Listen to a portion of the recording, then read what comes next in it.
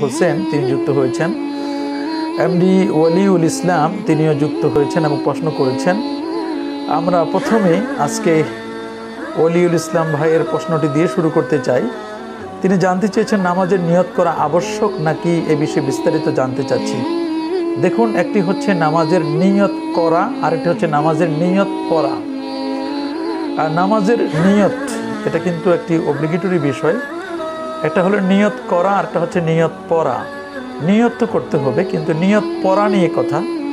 তাই নিয়ত যদি কেউ পড়তে চায়, আমরা যেমন আমাদের দেশে নিয়ত পড়ি, নাওয়াইতু আন উসাল্লি লিল্লাহি তাআলা, বা আমি ফজরের 2 রাকাত ফরজ নামাজ ইমামের পিছনে কিবলামুখী হয়ে ইক্তেদা করছি বা আদায় করছি, এভাবে যদি বলি, এই যে এভাবে আমরা নিয়তগুলো পড়ি, এটাকে উলামায়ে কেরামের কেউ কেউ বলেছেন এটি সুন্নাহ, সুন্নতে হাসানা, কেউ এটিকে বিদাতে হাসানা বলেছেন, এটি একটি উত্তম কাজ হবে। সুতরাং নিয়ত যদি কেউ পড়ে, বিশেষ করে মিশরীয় উলামায়ে কেরাম যারা, তারা বলছেন এটি উত্তম হবে।